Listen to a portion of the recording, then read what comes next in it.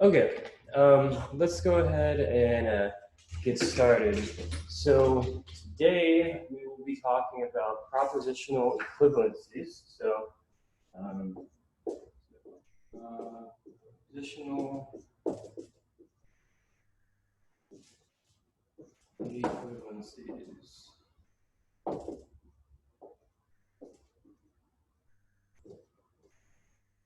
Okay, so this will really be the first time that we encounter a form of proof. Let's just start with things that we're going to take to be true. So for example, so this is basically going to be a table that I'm going to construct for you. You should probably put on like an index card for the rest of this section. So first off, we have P and true. Okay, so this is a proposition. We have true. So what's the truth value of this compound proposition? We have P and true. So if P is true, then what does this evaluate to? True. If P is false, then this evaluates to false. So here, that's going to be logically equivalent to P. If P is true, that's true. If P is false, that's false. Okay. Also, we have P or false. Okay. So again, the truth value of this is determined by the truth value of the proposition P. So if P is true, this is true. If P is false, this is false. So again, those are logically equivalent to P. Okay? So these are called the identity laws.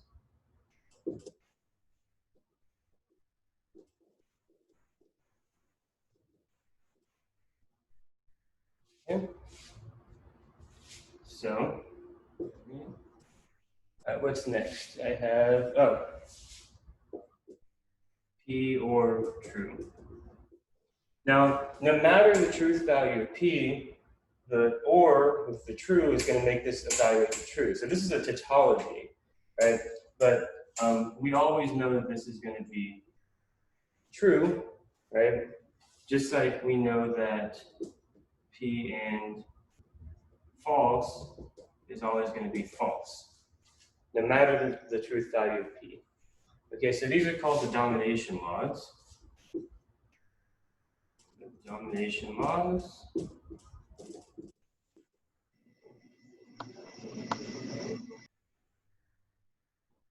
Okay. And then, another important one. The negation of not P is logically equivalent to P. Right, so not P is going to change the truth value of P, but then if you negate that, it's going to take it back to the original truth value. So this is called double negation.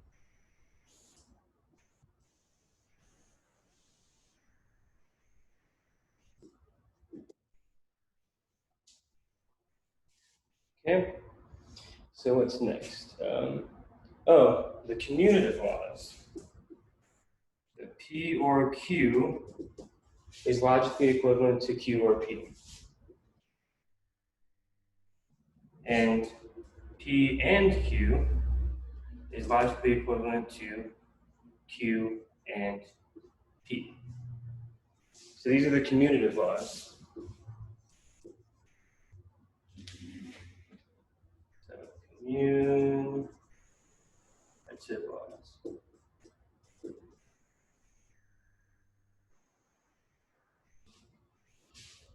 Okay, I think I have room for evidence. All right.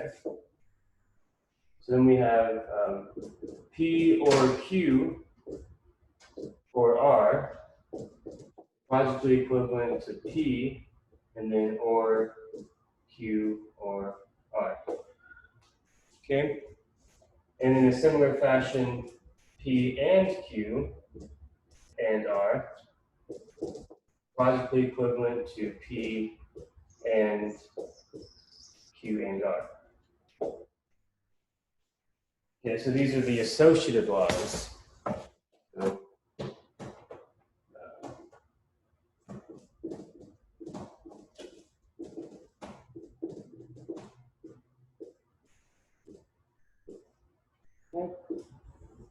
And then what else do we have?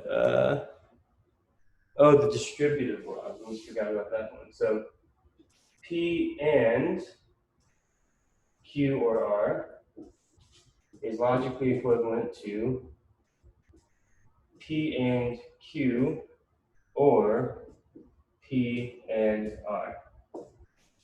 And then likewise, P or Q and R is logically equivalent to P or Q and P or R.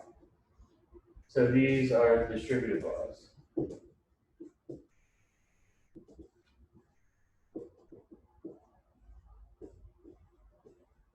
And I find that students have a hard time remembering this one, but it's kind of easy to think about if you look at like distributive laws from algebra, right? You have P and then the Q or R, right? So P and goes with Q and then or P and R. So it kind of distributes them. Okay? And then we have De Morgan's laws, which we proved one last time, which is that the negation of P and Q is logically equivalent to not P or not Q. And then negation of P or Q is logically equivalent to not P and not Q. Okay, so these are called De Morgan's laws. Very important laws.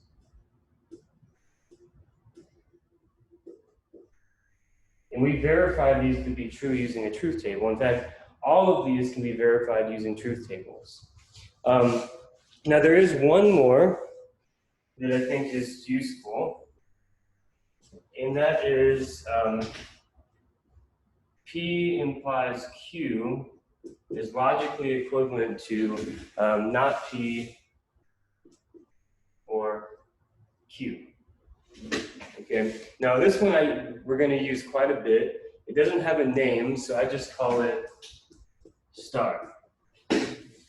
So with these identities, identity laws, domination laws, double negation, commutative laws, associative laws, distributive, De Morgan's, and star law, we can derive a series of propositional equivalencies that can be useful when considering logical arguments.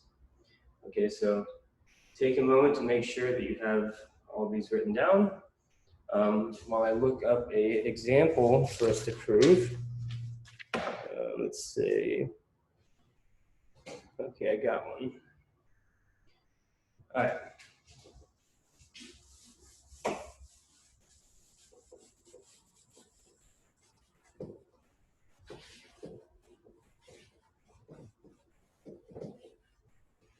All right, so I have a claim.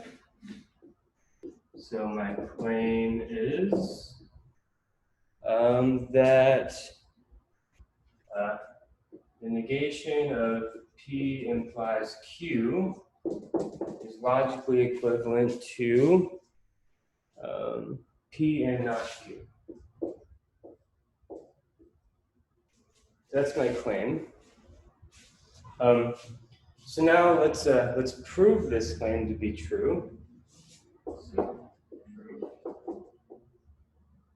Okay. So we're going to prove this by starting on one side of this logical equivalence, this claimed logical equivalence. We're going to start on one side, and we're going to list a sequence of equivalencies based off of what I just erased to get from one side to the other. So for example, here, if we have the negation of P implies Q, which when I do this, I typically start with the conditional side, because I find it easier to get rid of the conditional and get to something else than going the other way. So what is this logically equivalent to? Well, we can use the star law to transform the conditional into a disjunction. So we're going to get negation of P or Q. So this is by the star law, right? So notice here that we changed this inside the parentheses to that using the star law. Okay? So then we're still not there yet. So let's apply another law. So I see the negation of an or, which makes me think of De Morgan's law, the thing that we proved last time. So this is going to be the negation of the first proposition, and then and negation of the second proposition. And this is by De Morgan.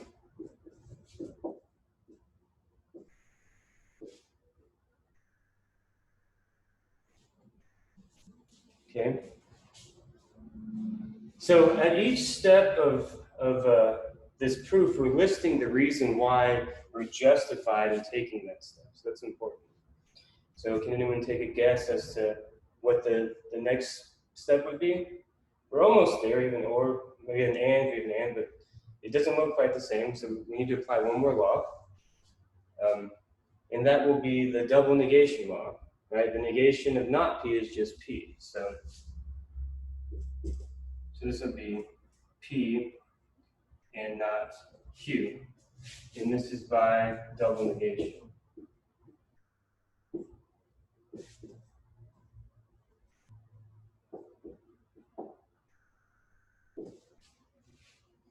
And then we see that, oh, this is logically equivalent to this, which is the other side. And we're done. And we write a little QED box to signify that the argument is over. What was to be demonstrated? Done. So we've proven this claim to be true by justifying that each of these logical equivalents have been given from there to there. Okay?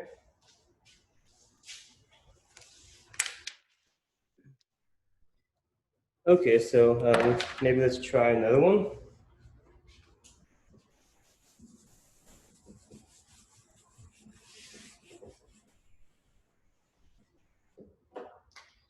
So let's look at maybe the negation of P or the negation of P and Q is logically equivalent to not P and not Q. Okay. So let's see if we can establish this. So again, it's when looking at these proofs, it's typically easier to start on the more complicated looking side and simplify down, opposed to starting at the simple side and trying to expand out. So I'm going to pick the left-hand side because it's more complicated. So let's start there. So the negation of P or not P and Q. Okay. So immediately I see we have the negation of the or, which makes me think about De Morgan's law. So I can send in that negation using De Morgan's law.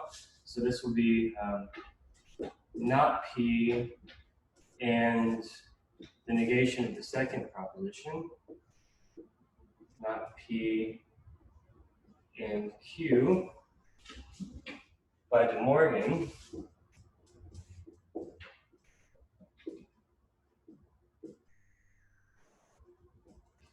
Okay.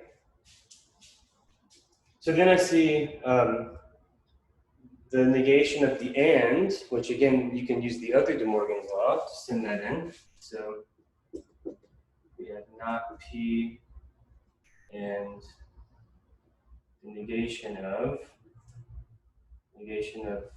not P, right? Not P. Now and becomes an or, and then the negation of Q. Okay, and this is again by De Morgan.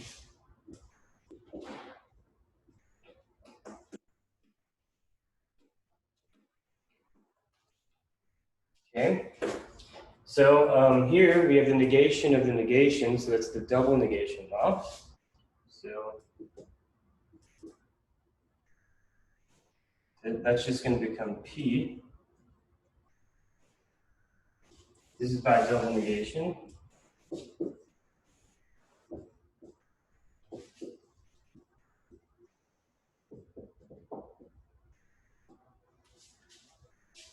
Okay.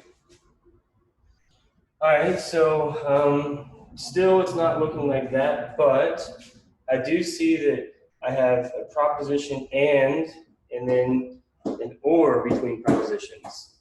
So that makes me think of a distribution. Okay. So we're going to take this and the or and distribute it in there. So we're going to have not P and P, or not P and not Q. So this is by the distributive law.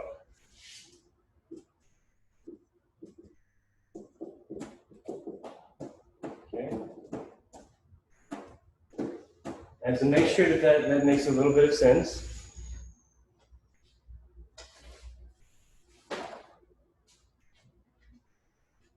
okay, just carefully look at it, that and that, that and that, and there's an or in the middle. Okay, so now look at here.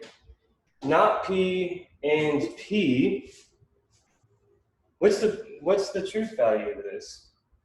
So if not P was true, then P had to be false, and the and would become false.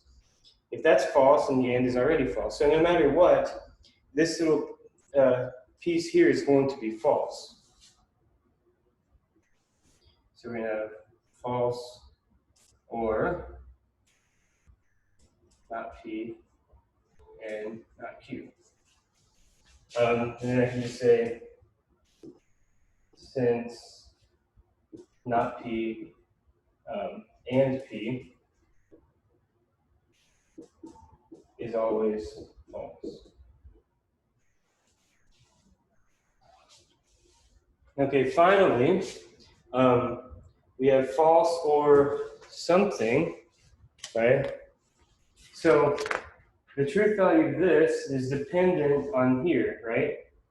False or something, that's the domination law. Whatever this is, this thing's truth value will affect the entire compound proposition. So this will be not P and not Q, and that's by the domination law.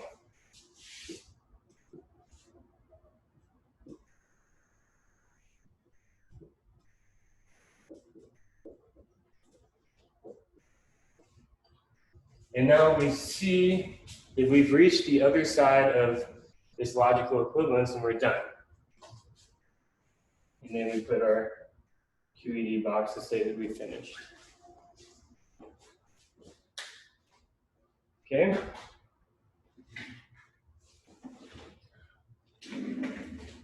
Okay, so let's see if I can find another example. Maybe, oh, this is a good one.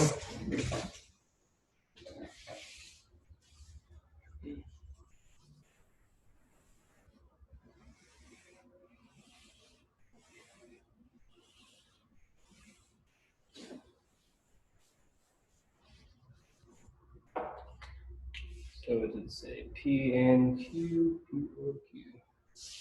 So P and Q implies P or Q is a tautology.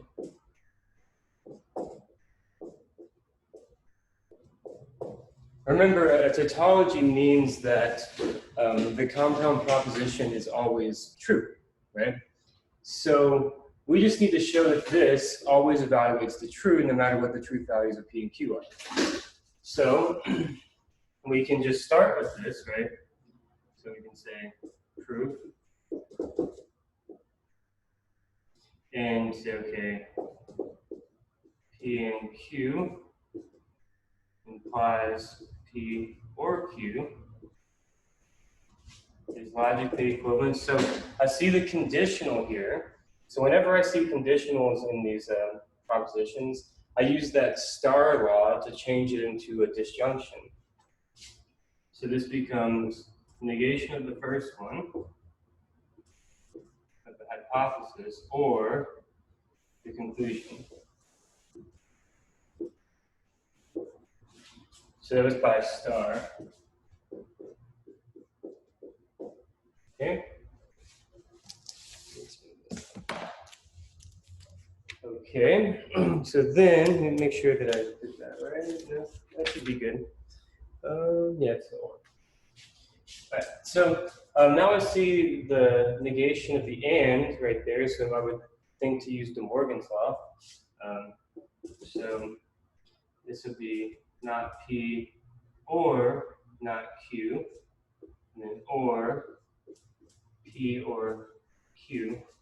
And this is by De Morgan.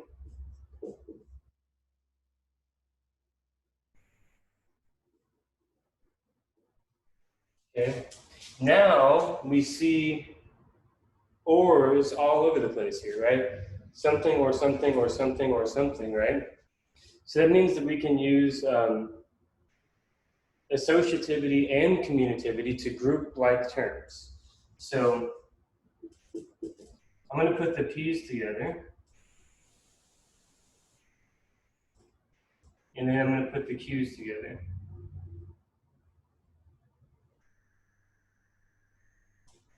Okay? So this is a combination of associativity and commutativity.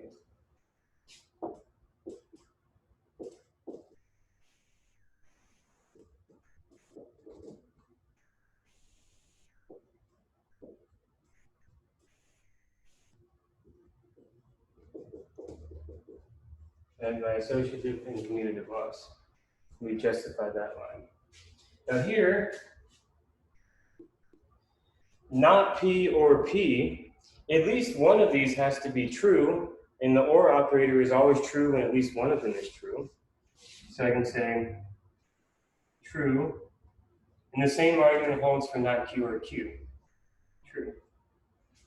And I can say since not P or P is always true, and the same thing holds for Q. Now true or true, that's obviously true, and then we're done. We've shown that no matter what, this is always going to evaluate to true. Okay?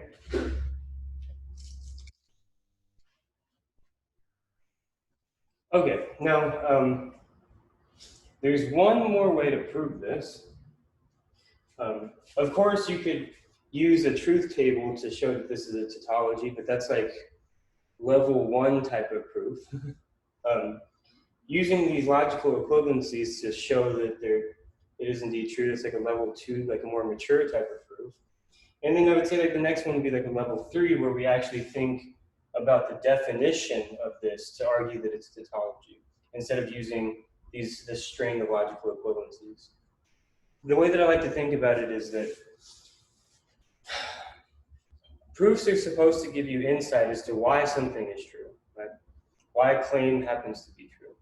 Now, if you use the truth table to show this is a tautology, you don't get that much information out of just looking at a truth table.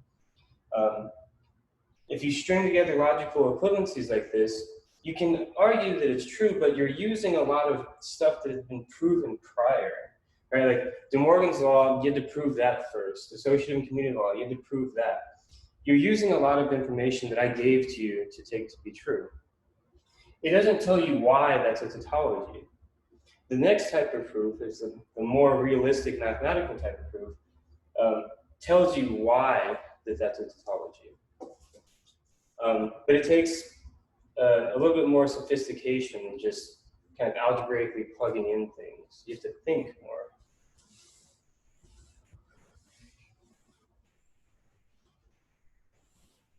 So what I'm going to do for this is I'm going to split. So formal proof will go over here, and then scratch work will go over here. Now, so we have a hypothesis and a conclusion, right? This is a conditional statement. And we want to show that it's always true, right? So what do we know about conditional statements? So like we have like a hypothesis implies a conclusion, right?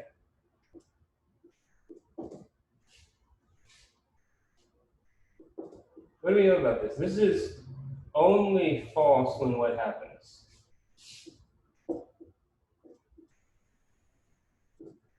So for the conditional, if you look at your notes,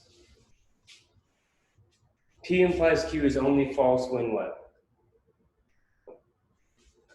When the hypothesis is true and the conclusion is false. That's the only time that this compound proposition could ever be false. So if we're trying to argue that this is true, we only need to consider the case where the hypothesis is true and the conclusion is false, right? Okay. So in other words, we just need to assume the hypothesis is true and then show that the conclusion is false. So, right, because if the hypothesis was false, the conditional is always true. So we only need to consider the case when that is true, the hypothesis. So just remember that this is your hypothesis right here, and this is your conclusion right here.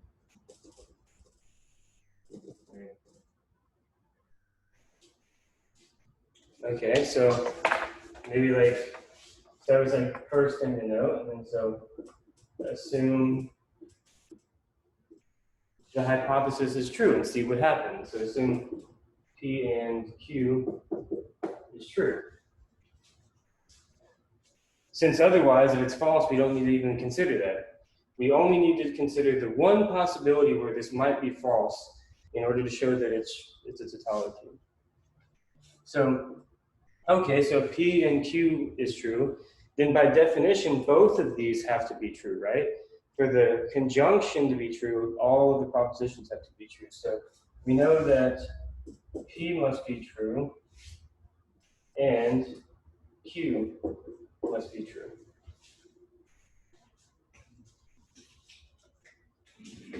Okay, so now if we look at the conclusion here, we see that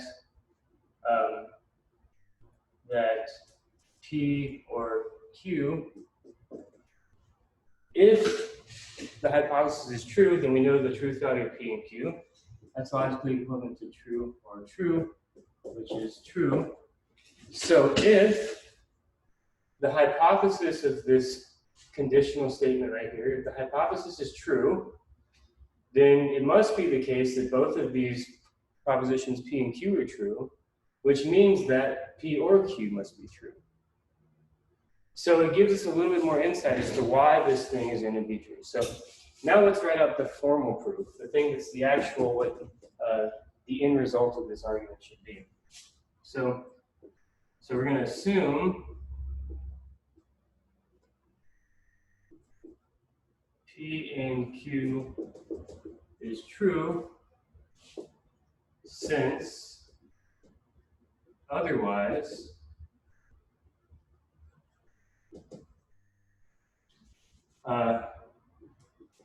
P and Q implies P or Q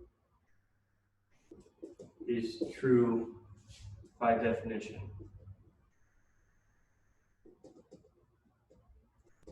And I like to write def in place of definition, as you noticed already.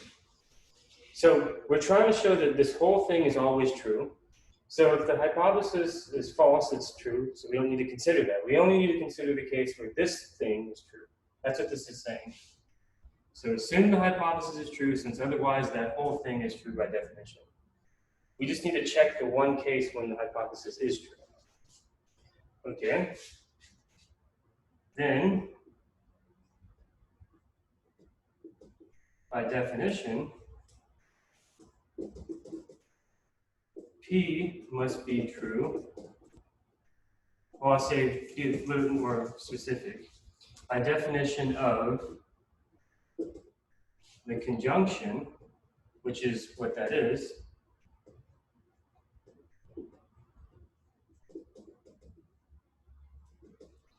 P must be true and Q must be true. Okay? Okay, so then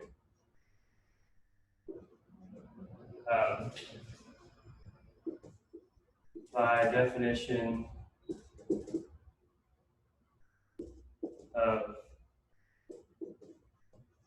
the disjunction,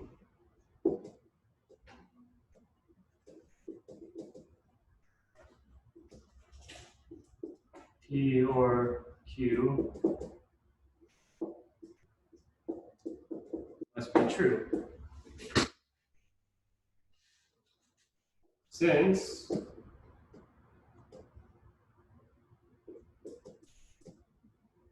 the conclusion must be, so the conclusion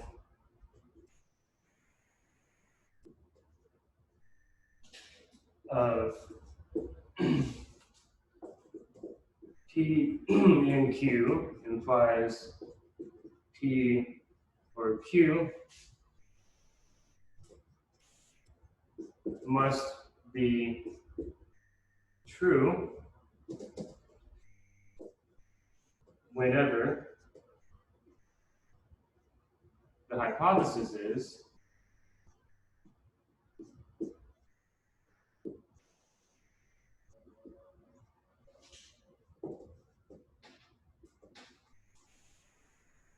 we, I'll say, have shown this compound proposition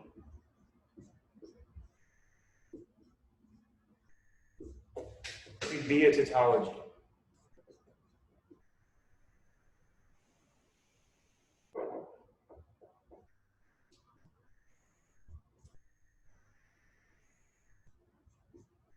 And then we're done.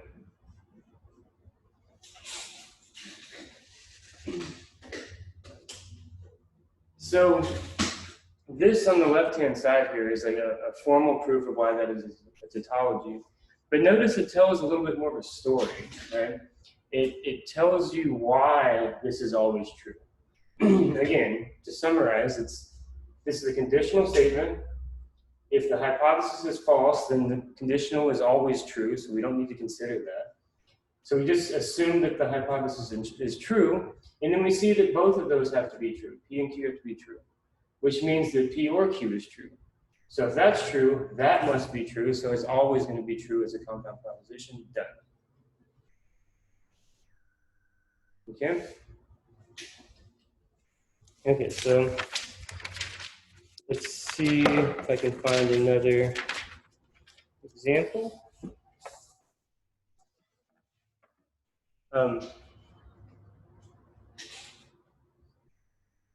Give you time to finish writing that down.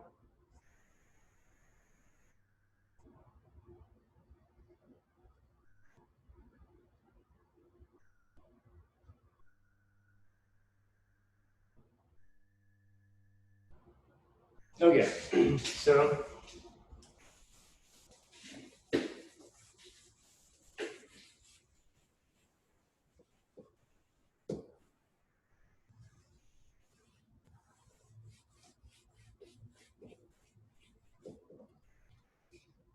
okay, I actually think that will be it for today's lecture on propositional equivalencies. Now, let me pull up something for you guys.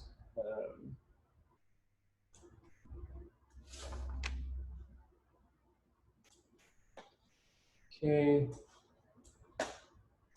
here. So it took a while to load, but let's see. I got a YouTube channel going for us.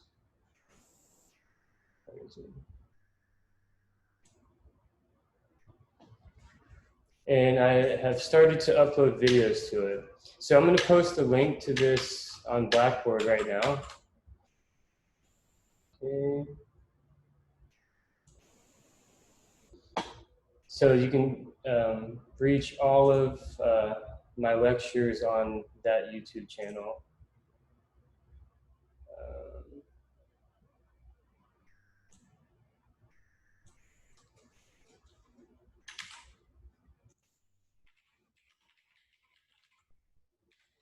So all of our lectures from here on out will be posted on YouTube. Make sure it works. And I'm going to upload today's lecture here as well. Okay. So also, the Zybooks homework has been posted. It is due on the 13th, and it's sections 1 through 113 of chapter 1. Okay, so when you go into your Zybooks textbook, you should see these, and I would suggest getting started on them, at least sections 1.1 through 1.4 or 1.5. Okay? All right, so does anyone have any questions?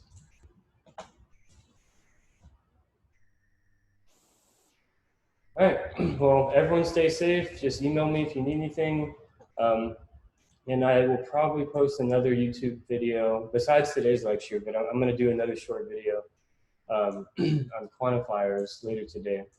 And I'll post that as well. All right, everyone stay safe, and I will talk to you soon. Roger that. You have a good weekend. No, you too.